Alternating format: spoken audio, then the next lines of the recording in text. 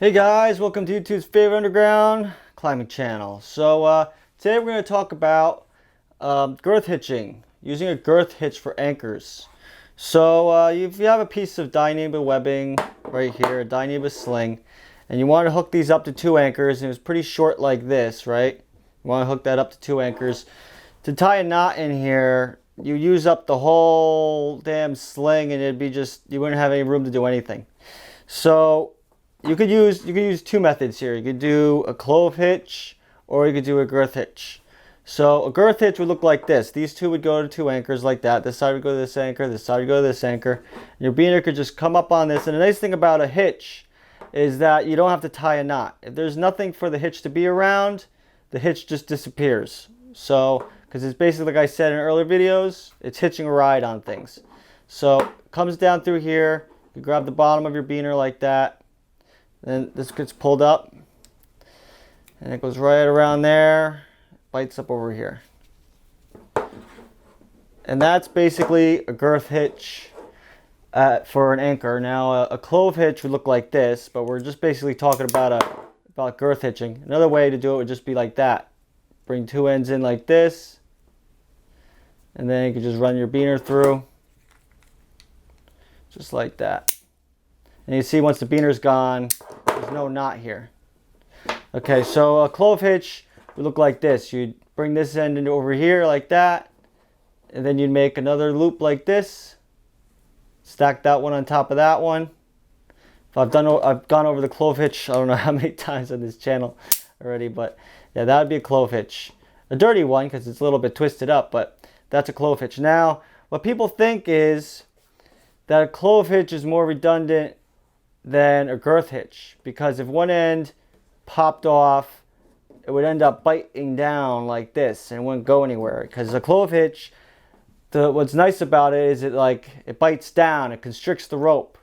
It's almost like it holds it there.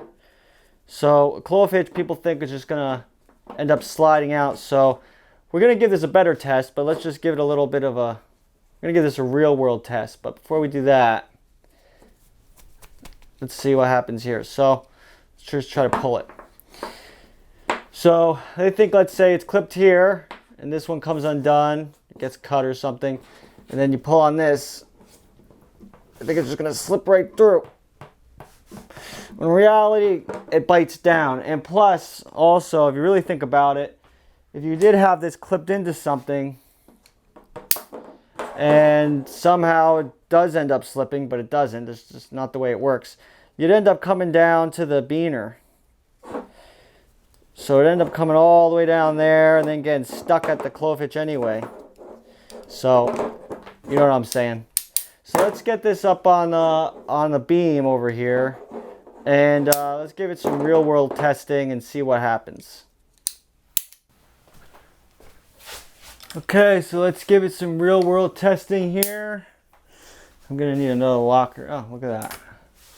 So what we'll do is, what's good about this is if you're trad climbing and there's a bunch of pieces that need to be equalized really quickly, and they're not as straight and nice as this, but they're all off at different heights and stuff, different directions, that you could quickly equalize with this. So let's hook into these three and I'll show you how that's done.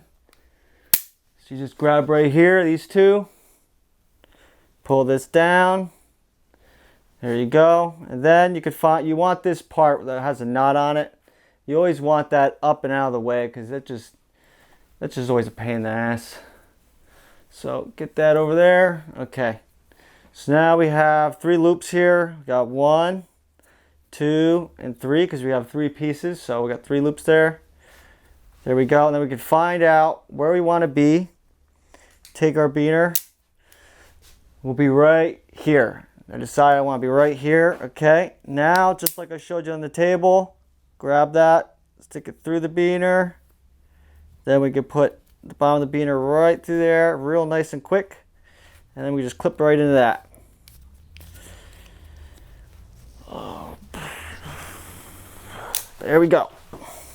So let's give this a test and unclip a couple and see what happens to this knot when things get unclipped.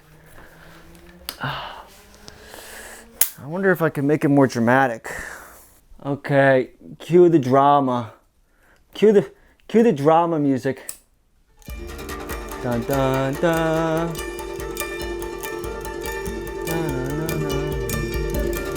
I think this is gonna take longer than I thought. Oh! One of my sides broke off.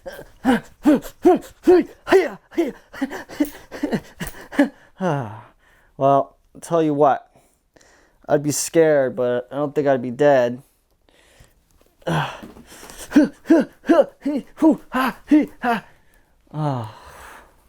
do that again just to be sure. I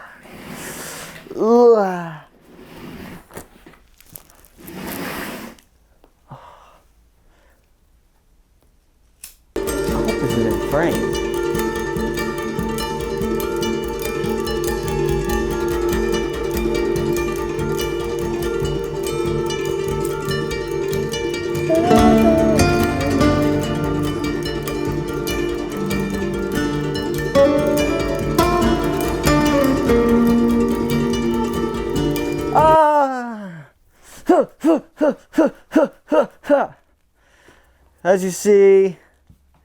As you can see, as long as it's weighted, it's not so bad.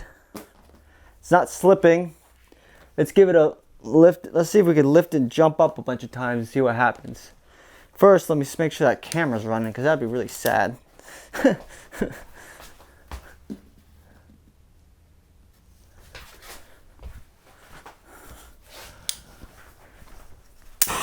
All right, let's jump up and fall down and see if we could fall and die. Oh. Oh. That's very uncomfortable on the balls. So it looks like the girth hitch is holding pretty good. What do you guys think about using a girth hitch for an anchor system? Would you rather use a clove hitch? Tell me why. Let me know in the comments down below. What do you guys think? What do you guys think about this episode, huh? Let me know. It's a quick one. That's the girth hitch as an anchor system. Okay, guys. See you in next week's episode. Josh Perry climbing out of here. I haven't done this in a while.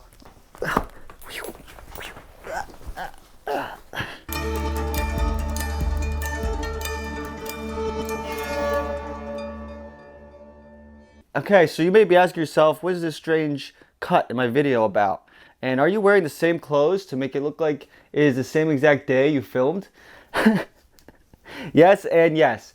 I posted this whole thing up. A few of you guys even watched it probably. And I don't think I was clear enough. So, the girth hitch does lack redundancy. So, this can slip out potentially all the way out till you fall. So I'm going to have to make up for it, I'm going to have to show you that. We're going to play a game called How Many Licks to the Center of the Lollipop? How many bounces till I fall out of my anchor system? A better way to set up the anchor system is if I had it before with the 3 ways or even 2 ways, you just tie it overhand like this. Then, don't mind that this is cut, but then in that scenario, this could be cut and there's no slipping going through this knot. The girth hitch will eventually slip all the way out with enough bouncing. And if there was a cut down here closer to the girth hitch rather than way up here, you have to do a lot less bouncing for this to slip out. So let's just simulate that. I didn't want to just post this up and then not cover this. So I definitely posted it up and I was like, you know what? Let me show them that this can't slip all the way out. Because I kind of made it sound like it doesn't slip. But it does. Alright. Let's see. Now we're on, this line got cut. And we're only on one little strand way down here. Make sure that's in view. I'm gonna take this whole house down.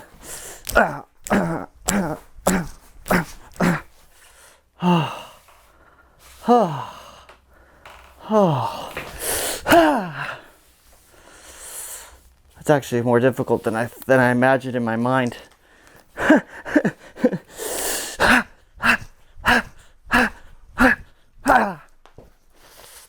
It's got to be moving.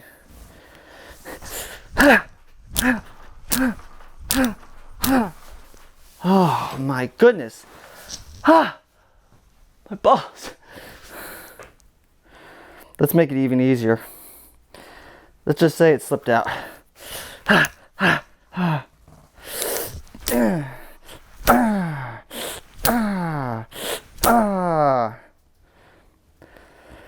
I'm actually working up a sweat. Okay, let's just make it slip out. Okay, it slips out. This end slipped out. All right, and then, still needs to slip more. It needs to slip all the way out. And then,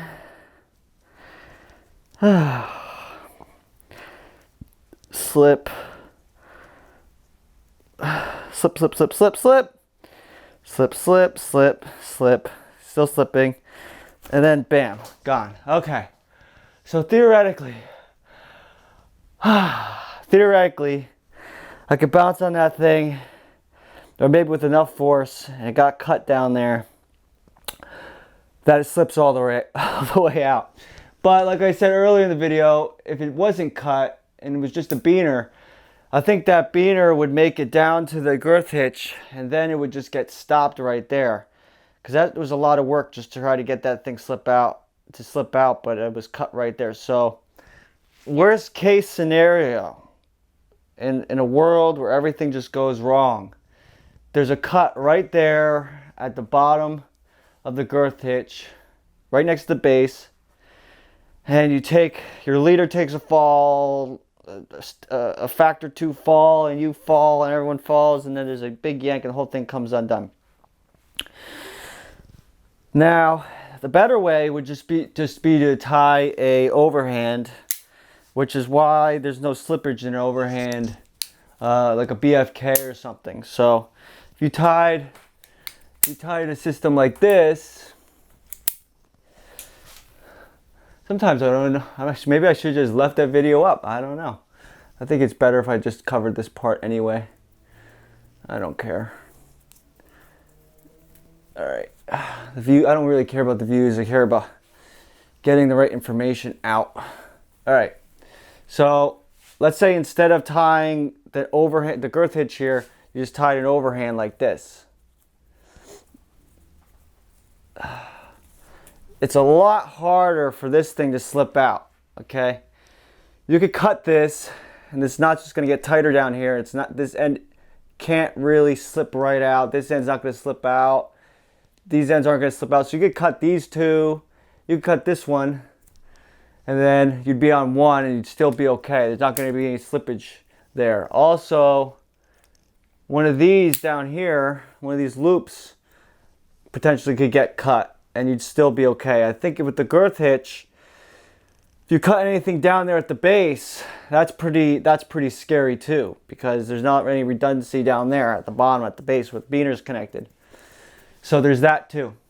So I don't know, should I have added this second part into the video? Yeah, I think I should have just threw this in. I took the whole video down, and now I'm posting it right back up because I wanted to at least make it clear that there's a lack of redundancy with the girth hitch. I mean, it does theoretically slip. If you've watched the video earlier, if I posted just the video up and you watched it, you can tell that the beaner drops down a couple of inches. So there is slipping going on. So eventually it could just slip right out. I think I made that clear to the point of